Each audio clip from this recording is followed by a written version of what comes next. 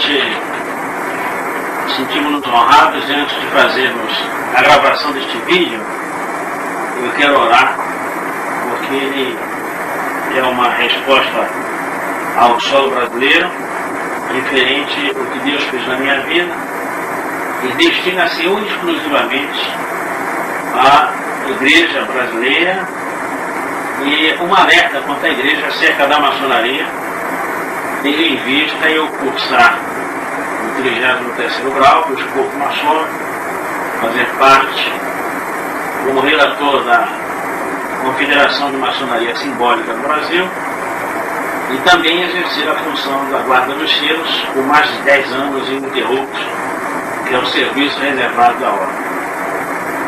Oremos. Nosso Deus e nosso Pai, em nome do Senhor Jesus, te damos graças, ó Deus, primeiramente, ó Deus, pela tua misericórdia sobre a minha vida, Senhor Deus, a bandeira do amor sobre a minha existência. Ó meu Deus, meu Pai, tu sabes da minha lealdade, ao teu sangue precioso, e se não fosse a tua misericórdia motivada e merecida, eu não estaria vivo. Em razão, Senhor Deus, da tua lealdade comigo, porque tu és o meu Pai, meu amigo, minha vida e o meu Senhor, eu resolvo publicamente a colocar coisas para engrandecer o teu reino, uma vez que a tua igreja, Senhor Deus, instituída, está desagregada, despinjada e sendo usada por malfeitores travestidos de pastores. Ó meu Deus, meu Pai, não tem nada contra o ser humano, haja visto que a nossa guerra não é contra a carne e o sangue, mas que tu possas, com este vídeo, Senhor Deus, abençoar pessoas e livrá-los das mãos do diabo, como tu fizeste com a minha vida. Ó meu Deus, meu Pai, obrigado por tudo, Senhor Deus, e tudo que venhamos a fazer neste material, Senhor Deus, seja a honra e glória do teu nome, e se porventura tiver maçons, ao assistirem, que o teu Santo Espírito possa instruí-los a serem fielmente honestos e salvos por ti, Senhor Deus, porque uma vez quer seja líder eclesiástico, mas pastor, bispo, e se encontra na ordem maçônica, e se vier a morrer, Senhor Deus, não herdarão o reino dos céus. É com esta oração, Pai, pedindo perdão, e se neste dia fiz alguma coisa que entristeceste ao teu Santo Espírito, aceite meu perdão. Pois oramos em nome do Senhor Jesus. Amém. Graças a Deus. Primeiramente, eu queria falar em solo brasileiro é que existem alguns equívocos acerca do Evangelho do Senhor Jesus.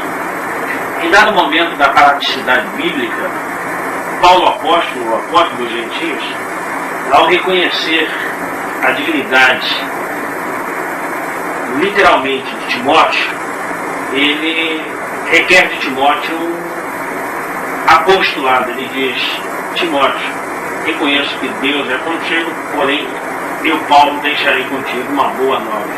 Tu, pois, filho meu, fortifica-te na graça que está em Cristo Jesus, e que, através de muitas testemunhas ouviste, confia a homens que sejam fiéis, mas que também sejam idôneos para instruir a outros. O que eu queria dizer a vocês, primeiro, que se você, pastor, presidente da congregação, quem quer que seja, você me conhece bem, porque se você chegou aos escopos, os graus filosóficos, até 1995 você teve que ter a minha assinatura, porque até então eu era o chefe do serviço reservado da ordem em todo o estado do Rio de Janeiro e deliberava para o Conselho de Maçonaria Simbólica do Rito Escocês Antigo e aceito para a República Federativa do Brasil. E uma vez a credibilidade que eu tenho nesta seara, a respeitabilidade que tive durante 10 anos ininterruptos, fulca-se a minha condição de poder estabelecer esse discurso, uma vez que gozam de credibilidade aos maçons que, porventura, até 1995, quando eu declinei da ordem e aceitei o Evangelho de forma fidedigna, e acredito que a partir de 1995 encontrei a salvação na pessoa do Senhor Jesus, uma vez que eu próprio, como pastor, não tinha consciência plena do dever escrito da salvação em Jesus, e daquilo que ele poderia fazer pelo advento dele em minha existência. Quero dizer aos irmãos que antes de 1995 eu já estava pastor há 10 anos, e durante 10 anos eu participei da Igreja do Senhor Jesus indevidamente. Eu fui um perjúrio do Senhor Jesus, porque ministrava a ceia do Senhor, pregava o Evangelho de salvação, e não era salvo, muito menos filho de Deus. Eu era um impostor, e uma vez que eu estava num grau que me motivava materialmente, a maçonaria me deu uma condição de vida muito privilegiada, então eu tinha, inúmeras vezes, eu tive lampejos espirituais, mas a condição institucional e o desejo ardente de ter na minha vida aquilo tudo que Jesus rejeitou no deserto, fez inúmeras vezes eu ficar assim, fidedigno aos landmarks maçons. Landmarks são a legislação maçônica da mesma forma que a sua igreja tem um estatuto. Em dado momento da historicidade bíblica, o Senhor Jesus tem uma necessidade de orar por ele mesmo. Em João 17, ele diz que in verbo tuo canta-te novo.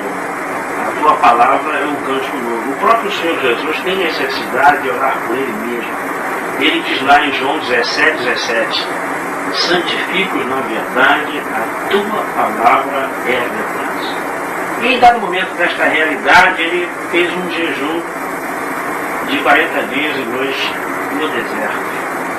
Neste deserto, Satanás tenta, acreditando que ele era um protótipo de Deus, não acreditava num Deus homem. Eu quero dizer a igreja do Senhor Jesus, nessa data do dia 18 de dezembro de 2001, que a grande parte hoje da necessidade efetiva da igreja é adquirir o que o Senhor Jesus rejeitou no deserto, que é poder e glória. O Senhor Jesus, após esse jejum, Satanás tenta usá-lo de forma bastante eficaz, só que não contava que ele é Deus. Jesus é verdadeiramente homem e ele é verdadeiramente Deus. E após esse jejum, Satanás mostra a igreja contemporânea. Aí mostra lá na igreja seu bispo Edir Macedo Bezerra, mostra lá o pastor doutor Fausto Aguiar Vasconcelos, mostra o presidente da Convenção Geral das Assembleias de Deus, José Wellington Bezerra da Costa, mostra a dinastia Malafaia, mostra o que fizeram com Darcy Dorcilec, porque não aceitou os princípios maçônicos, e dentre outros mais que no decurso da nossa praticidade e historicidade eu vou estar tendo o prazer de apresentar a vocês, não por uma questão de perjúrio, nem de ser indigno, porque no período que estive na maçonaria fui muito bem tratado e até hoje sou respeitado por alguns, e a prova é que até me convidam ainda hoje, como o senhor Neumel Kessler, Túlio Barros, Isaías de Souza Maciel, dono da igreja instituída no Brasil. Cuidado, meu irmão, se você não passar por um processo de salvação, eu lamento dizer, demônio, eu sei que você está cheio dele, né? Está com raciocínio cauterizado, mas eu acredito que em nome do Senhor Jesus você será salvo e vai, antes de morrer, reconhecer que Jesus é Senhor, e eu não tenho dúvida que Ele é rico em abençoar, que Ele não pode neutralizar e contrariar a natureza dele. O Espírito de Deus não aniquila a espécie humana, Ele fundamenta ela. E todo homem que entra na maçonaria, como eu entrei, no meu caso, é de origem de patriarcado. Os meus avós, que me antecederam, foram de grande grau do escopo maçônico, e de uma maçonaria muito reconhecida no mundo, que é o rito Adoniramita. Eu venho de um legado, e aos 15 anos de idade eu entrei na ordem, demolei, precisamente no Cairo. Eu sou de origem libanesa, né? Nasci na cidade de Bechar, no norte do Líbano, cidade de Gibran, que era o Gibran, um ícone, né? Da poesia árabe contemporânea, e com 20 anos, literalmente, eu sou brasileiro, e hoje, com 48 anos de idade, eu tenho esses princípios e que eu preciso fazer uma confissão publicamente à igreja do Senhor Jesus, espalhado na face da terra. Quero também dizer que essas minhas colocações, inúmeras vezes aquele que está me assistindo pode achá-lo como uma afronta à ordem maçônica. Eu não tenho nada com a ordem maçônica. Eu acredito até se o indivíduo quer ir para o inferno, ali é um bom lugar, porque ele já vai de trenó, inclusive. Inclusive nós estamos numa data onde o Natal, ele representa uma dignidade, né, onde as pessoas, pelo menos em tese, estão mais solícitas ao Espírito de Deus. E se você tem este interesse, negligenciar a palavra de Deus como Bíblia e o sangue do Senhor Jesus como precioso e suficiente como parâmetro de você entrar no reino dos céus, a maçonaria é um excelente lugar. Pelo contrário, ele é até um copo duplo de ilusão, e por isso eu tive congestão de frustração inúmeras vezes. E acreditando estar numa condição muito privilegiada, e estava, pelo menos no contexto material, eu passei grande parte da minha vida ali dentro. E não acreditava que Deus, até 1995, era um pastor nominal. O que é pastor nominal?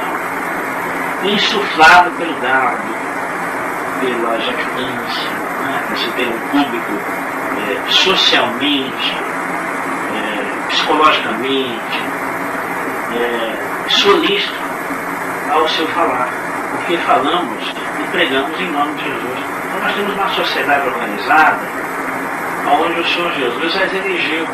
E o que a gente faz sendo infiel a Ele? A gente está tirando o que é mais belo no cerne de uma pessoa, que é a sua pureza.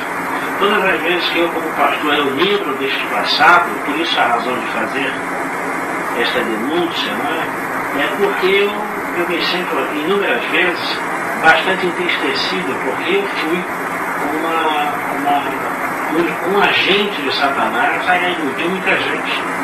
Porque eu, para satisfazer os meus falsos absolutos, a minha necessidade egoística de ter poder e glória, né, Satanás disse isso ao Senhor Jesus: se prostrado me adorares, te darei o reino.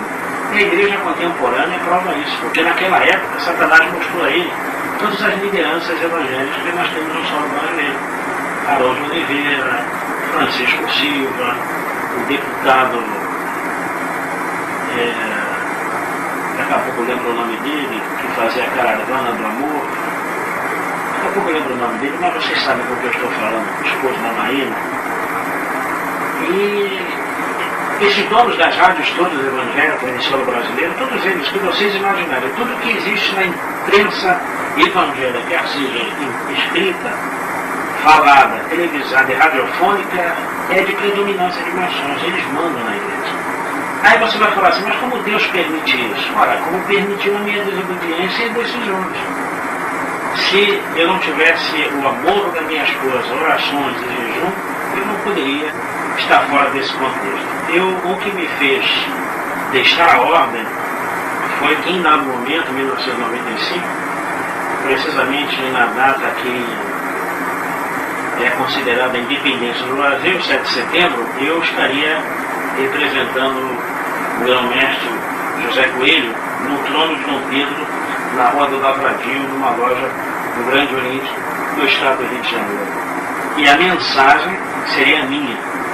E era justamente a data da independência. Né? Para quem não sabe, a independência do Brasil não foi a Margem do Ipiranga, mas foi uma tribuna maçônica. E eu, então, para dar continuidade a este legado, eu fui lá para fazer uma exposição. Só que na minha residência estava o meu secretário adjunto, já falecido, Marcos Antônio da Silva, que era, nesta época, era oficial do Fuzileiro Naval e maestro da Orquestra Sinfônica do Fuzileiro Naval. E ele estava com um livro nas mãos que tinha o seguinte título: Maçonaria e Fé Cristã. Ao ele entrar pelos umbrais da minha residência, minha esposa tomou um choque e fez a seguinte exposição para ele: Marcos, foi justamente a imagem desse livro que tentou me matar. Ele me olhou assim muito espantado, e nós estávamos paramentados com as nossas alfaias e tudo, e quando entramos no carro, e foi a primeira vez que eu percebi que o amor de Deus era insondável em nossa existência. Ele me fez a seguinte exposição: Reverendo Saad, será que nós estamos traindo o Senhor Jesus? Eu falei, por que você está falando isso, meu irmão? É porque o que a sua esposa falou incomodou o Espírito Santo. Uma vez que o Marcos, ele era presbítero da Assembleia de Deus de Madureira, na igreja lá do pastor Abel, filho do Manuel Ferreira. E lugar onde que Jair de Souza Maciel manda. Ele, inclusive, o Jair de Souza Maciel, que era o meu grão-mestre. Né? Eu não só o servia, como era sustentado por ele. Jair de Souza Maciel, todo mês, me repassava 42 mil reais. Estou espantado com esse valor, era exatamente em 1995, agora nós estamos em 2001, né? Em 1995, o reverendo Saad ganhava da mão de Jair de Souza Maciel 42 mil reais para pagar sua luz de modelo. Porém, eu não consegui prosperar, eu tinha relativa paz, né? E o Marcos, ao me alertar sobre isso, me trouxe um entristecer da minha essência muito grande. E eu fiz esse discurso lá no trono do Pedro, até falei bem. E o Marcos, como havia se envolvido em um adultério, esta moça foi procurada no primeiro distrito naval. E ele, então, devido à influência dele, não só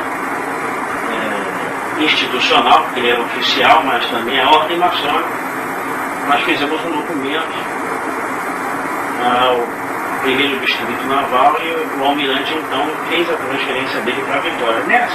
Quem tem algum militar me ouvindo, você sabe, quando você é remanejado por outro estado, você percebe financeiramente alguma dádiva. E esta dádiva foi justamente o que culminou a transferência do Marcos.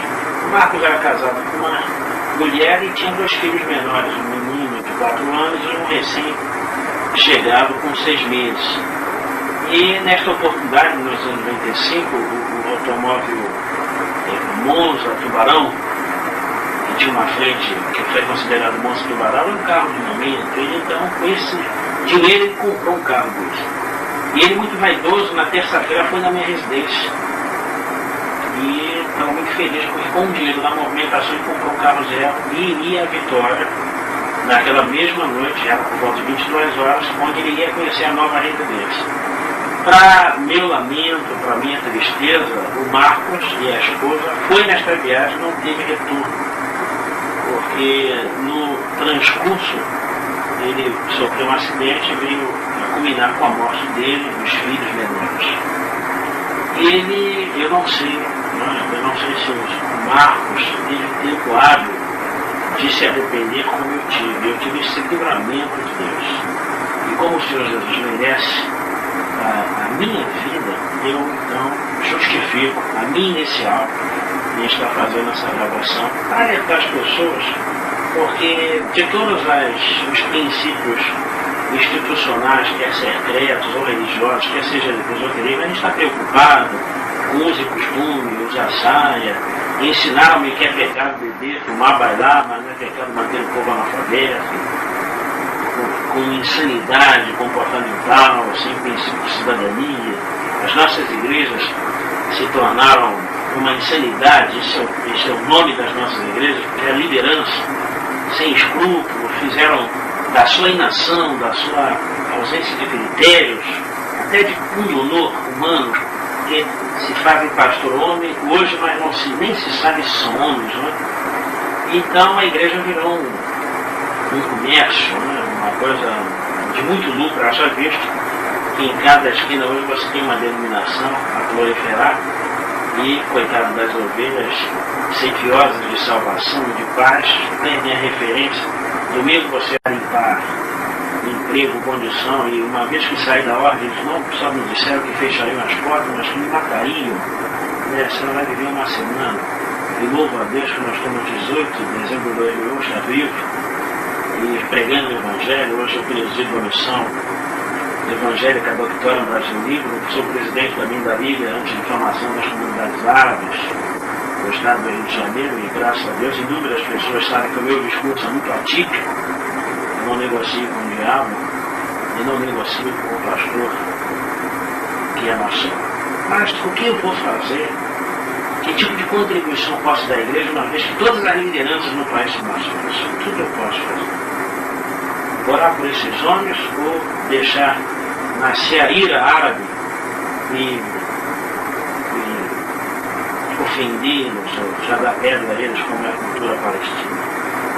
Eu primeiro tenho que orar, porque eu sou Jesus, Deus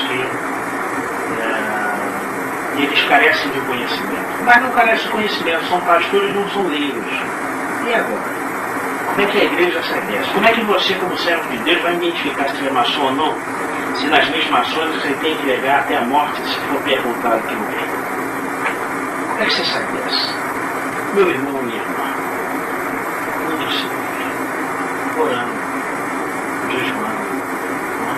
Existe um maçom da Igreja Cristo Vive, presidente dela, eu agora também não lembro a memória, está inclusive na Academia Evangélica de Letras, o doutor Miguel Ângelo, e doutor não, ele se proclama apóstolo, um homem que é muito amado pela ordem maçônica. Ele prega que nós estamos na graça, não se ora mais, não se jejua mais, e há monte para aqui. Toda vez que a gente declina dessas coisas, a Satanás tem prazer nisso aí.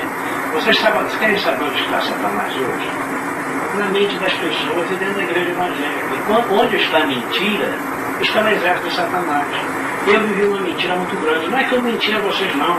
É que eu tinha necessidade de honra e glória. E eu tinha isso. Se eu lá na maçonaria, todo mundo me tratava com muito respeito. Né? Viajei 23 países pela ordem maçônica. 23 países, nunca paguei nada. Tinha coragem de ir na igreja, pregar. Inúmeras vezes me dava tristeza que via aquelas pessoas me pedindo para orar por elas, quando quem precisava de oração era eu. Né? Então o desejo do meu coração é a seguinte, que vocês, meus irmãos, não abram as portas para os cantores evangélicos. Né? Para ter sucesso evangélico fonográfico, você tem que ser maçom. Todos os cantores evangélicos que têm um sucesso no estrelado são maçons. Todos os pastores evangélicos têm igrejas com mais de 5 mil membros e que ganham fortunas, né, e que até depreciam a obra urbana, as pessoas, muito assim, façam mais estatística, vai na sua igreja, a primeira coisa que você tem que fazer é pedir o estatuto dela. Eu sei que você está 50 anos lá, nunca deu o estatuto. Eu sei que você assumiu uma postura de ovelha e vai ficar ovelha a vida inteira, não tem posicionamento e nem tem coragem para se posicionar, porque eu sei que é difícil se posicionar na igreja. Mas você tem o Espírito Santo de Deus. Você tem o chamado de Deus no seu filho. E todos vocês que têm chamado de pastores, não se iludam não. Esses homens não vão fazer vocês pastores não. Porque se eles o fizerem desta maneira, eles têm que deixar o ministério. Mas eu estou muito feliz que o Dr. Lucas escreveu que se alguém viesse a fazer tropeçar o pequenino, bom seria que ele rolasse uma corda no pescoço e pulasse no penhasco. O desejo do meu coração, o Dr. Fausto Aiellas Conselho, repense seus valores, né, que o pastor José Santos, o pastor Silar Malafaia, o doutor Paulo César Brito, o doutor Guilherme Cunha. Vocês sabem por que eles estão batendo no Neemias Marim? Esse pastor aí que está casando com homossexuais? Porque Neemias Marim deixou de arrecadar para a maçonaria. Ele todo mês mandava quase em torno de 18, 19 mil dólares para a loja. Deixou de dar as comidas da igreja e ele, por revolta do clero, está fazendo esses casamentos, que é a forma que ele tem de sobreviver. Mas é muito simples, é porque a maçonaria amassou ele, é a forma que ele tem, e não tem a coragem que eu tenho de se posicionar. Mas deixa eu falar uma coisa para vocês, eu vim do Islã. No Islã eu aprendi que Allah é destro, e ele é destro para acertar contas no dia do juízo. Mas se eu pregar isso no Allah, o que eu não faço hoje pelo Senhor Jesus? Vocês pensam que eu tenho medo de morrer? Se eu vier a morrer, a minha esposa Eliane e minha filha Samares vão chorar somente a saudade, porque eu tenho fé que isso acontecer comigo hoje, eu entro no reino dos céus. Louvo a Deus por isso. Agora, eu estou fazendo denúncias. E aí vocês que estão do outro lado podem estar fazendo essa pergunta: e o que a gente vai fazer? Como é que a gente vai reformular esses quadros? Meus irmãos, há certas coisas que o Senhor Jesus, em dado momento, ele estava expulsando demônios e curando pessoas. E aqueles homens que tinham uma necessidade egocêntrica de passarem na frente dele, disseram a ele o seguinte: Senhor Jesus, Herodes lhe chama. Ele falou assim: Senhor Jesus, Herodes lhe chama. Peraí. Diga àquela raposa que eu estou expulsando o demônio e curando pessoas. Como é que a gente sai disso aí? Se posicionando. Jesus se posicionou. Ele chamou Herodes de ladrão. Você sabe que o seu pastor é maçom. Por que você tem medo de se posicionar sozinho? Tem medo de ser judicialmente encaminhado um processo contra a sua pessoa? Junto à comissão da igreja, aqueles que não são maçons, que amam o Evangelho do Senhor Jesus e acreditam na salvação por ele, façam uma comissão, sentem com o pastor e forcem ele a abandonar a igreja. Tomem a igreja de assalto. Não tem presbítero, diáconos, coloca ele para fora. A pessoa que não serve a Deus deve ser abandonada, porque eles não querem se arrepender. Caberia eles estarem na igreja? Caberia. Se arrependessem, não vão se arrepender. Porque é difícil largar condições financeiras, status, para servir o Evangelho de novo. Mas eu tive essa misericórdia. Numa das noites, eu cheguei em casa, quase 5 horas da manhã. Quando eu fui entrar no meu quarto, eu escutei minha esposa orando dos joelhos. E ela dizia: Senhor Jesus, eu não aceito meu marido na maçonaria. Senhor Jesus, eu casei com um homem para que ele fosse teu servo. E, inclusive, ele é pastor. Eu não quero que aconteça com ele aquela palavra dura. Mas, Senhor, expulsei demônios, mas apartai-vos de mim, maldito, para o fogo eterno. Então eu tive esta misericórdia de ter uma mulher que orasse por mim, né? A minha esposa Eliane, orasse por mim e se doou para mim, como esta mulher sofreu, como eu chorava lágrimas. E eu convidava ela para ir na maçonaria. Ela sempre falou o seguinte: os meus pés eu não boto na cara de Satanás. Aquilo me ofendia, porque inúmeras vezes que ela falou isso comigo, eu fui falar com o pastor Flamingo: Pô, meu irmão, eu estou numa situação difícil com a minha esposa. Ela diz que não bota o pé na casa de Satanás. Ele inúmeras vezes chamava de ignorante, analfabeto. Se o pastor Fanini é maçom, o Fanini é grão-mestre. E outra coisa, vai ser o líder mundial da Igreja Batista. Cuidado, porque não é maçom, vai ser amassado pelo diabo. Ele está em aliança. Ele está em aliança com o bispo Edir Macedo. Né? O bispo Edir Macedo é maçom. Vocês podem ver que uma vez que ele foi maçom, nunca mais a TV Globo bateu nele. Nunca mais bateu nele. Caio Fábio foi aluno, porque a maçonaria abandonou. Bispo Rodrigues, o representante do Legislativo Federal em Brasília, é maçom. Né? Pô, mas na Assembleia de Deus tem maçom? Pô, o presidente da convenção maçom, José Aurélio de Bezerra da Costa. Quero ver esses homens na minha cara falar que eu não sou nada. Lógico que eu não vou fazer isso. Né? Eu quero alcançá-los pelo Espírito Santo de Deus. E agora também quero dizer uma coisa a vocês. Se fizerem uma representação contra a minha pessoa na justiça, aí eu boto a boca no trombone mesmo. Não vou falar só de maçonaria. Vou falar da Caixa 2, que é a igreja. Inclusive eu tenho conversado com umas vezes, muito famosa no Brasil, eu tenho pedido para ela criar a CPI da Igreja Evangélica. Ela criar o PROCON da Igreja Evangélica. Já viu o que está acontecendo? Meus irmãos, vocês não são roubados, não são usados. Entrem na igreja de vocês, peçam um livro que uma viúva e um homem foi alcançado. Eles chamam todo mundo de ímpio, né? Mas é uma forma de te aniquilar e você ser subserviente dele. Uma coisa é ser servo do Senhor Jesus, outra coisa é subserviente da igreja. Você está lá para pensar, 10 anos você está servindo aquele pastor. Todo ano ele troca de carro. Ele fica com as bênçãos e você sai com a oração que ele está tendo. Está na hora, igreja, de nos posicionarmos. Mais uma vez eu quero dizer que a minha briga não é contra os pastores maçons, porque nem pastor nem homem eles são. Porque o mínimo de critério que se tem de um homem é que ele tenha uma dignidade no seio da sua própria família. Então não são pastores nenhum, então não tem coragem de olhar nos olhos, não tem coragem de bater boca a boca comigo, e eu estou muito bem alicerçado. Eu tenho do meu lado o pastor Jovem Pereira Leão, eu tenho o pastor Alcântara, o pastor Cunha, são pessoas da Polícia Federal, são meus amigos, eu tenho amigos dentro da FBI. Tudo esse vídeo que eu estou fazendo a vocês, eu tenho cópias em vários países da Palestina, do Oriente Médio, dos Emirados Árabes. Não adianta fazer graça comigo, que já está escrita a denúncia. Eu dei o nome dos principais, daí vocês fazem por princípios e conjecturando aonde você está, que princípio você tem. Então o desejo do meu coração é que os irmãos sejam abençoados por Deus. Eu não tenho nada contra vocês, só que a igreja do Senhor Jesus não aguenta. O Senhor Jesus não aguenta mais. Aí vocês vão falar assim, mas o ser humano dizendo que Jesus não aguenta, não aguenta. Nós estamos levando ele novamente para Deus, né? E estamos sujeitos. Por que a gente não é abençoado? Por que Deus não honra a gente? Porque tem um líder, serve ao diabo. E eu posso falar isso com muita franqueza.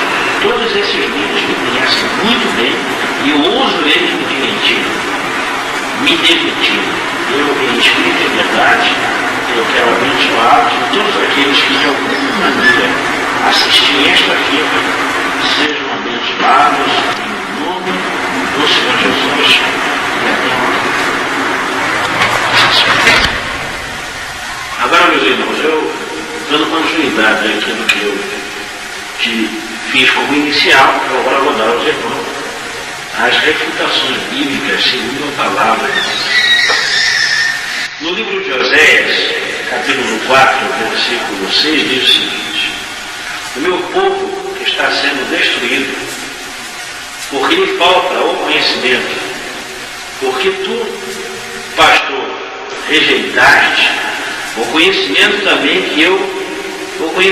também que eu te rejeitarei, para que não sejas pastor diante de mim, visto que te esqueceste da lei do teu Deus, também eu me esquecerei de teus filhos. Amado pastor, em o nome do Senhor Jesus, o desejo do meu coração é não fazer com você o que vocês estão fazendo comigo. Estão olhando para a minha cara, dizendo que eu vou sumir com a minha filha de 3 anos. Se eu falar alguma coisa, vão me matar. Eu quero dizer a vocês que eu não tenho medo de vocês. O meu ideal é de prover a palavra de Deus. Creio literalmente no poder de Deus, do Espírito Santo. É claro que eu tenho que ter prudência no meu falar, porque os homens são venais. Agora, o desejo do meu coração é que você entenda isso. O Senhor Deus está falando a pastores. Ele não terá misericórdia de nós. Então, há aí uma grande oportunidade de você se arrepender, ser honesto com a igreja, largue isso. Tenha como um princípio que está lá em Timóteo 3. Se alguém quer servir ao Senhor Jesus, não obra ao mesmo quando quer o episcopado, mas sejamos fiéis em todos. Uma outra passagem da palavra de Deus, lá no livro de Ezequiel, 9, a partir do versículo 15, diz o seguinte: Ezequiel 8, me perdoe, meus irmãos, a partir do versículo 15, diz o seguinte: dize-me, vês isto, filho do homem, verás ainda abominações maiores do que estas. Levou-me para o átrio, dentro da casa do Senhor, e eis que estava na entrada do templo do Senhor, entre o pórtico e o altar. Cerca de 25 homens de costas para o templo do Senhor e com o rosto para o oriente. Adoravam o sol, viravam para o oriente. Então lhe disse: vês, filho de homem, acaso é coisa de pouca monta para a casa de Judá, por fazerem eles as abominações que fazem aqui, para que ainda encham de violência a terra e tornem a irtar-me, eis a chegar o ramo ao seu nariz. Pelo que também eu os tratarei com furor. Os meus olhos não pouparão, nem terei piedade, ainda que eles me gritem aos ouvidos em alta voz, nem assim eu os ouvirei. Palavra dura, meus irmãos. Nós estamos tendo uma grande oportunidade, e a aproximação me conhece. Tenho credibilidade a falar para você te abençoar. Se você ouvisse de uma pessoa e na ritualística maçônica esta nome de goteira, você diz que isso aí é mais um falar. Mas não. Eu fui autoridade maçônica, escrevi mais de 25 livros pela revista Trôgrafo, Primo, fundei o jornal Escrita, do Braga, fiz inúmeras matérias de alta relevância. Então eu posso falar porque fui agraciado pelo amor de Deus. Eu desejo no meu coração que isso aconteça com você. Eu sei que no contexto humano é difícil não vender a primogenitura, mas é Deus quem fala conosco nessa hora. Então eu espero que Deus venha abençoar em nome do Senhor Jesus, da mesma maneira que eu fui alcançado. Eu espero que você tenha coragem de dizer Satanás: Satanás, em nome do Senhor Jesus, deixe. Olhe por você mesmo e você verá a glória de Deus. E é você que me abençoar, que Deus possa abençoar. Eu vou perdoar a bênção apostólica. Que o Senhor Deus te abençoe e te guarde. Que o Senhor Deus volva o seu rosto sobre ti e tenha misericórdia de ti. E a todo o povo de Deus espalhado na face da terra, em uníssono.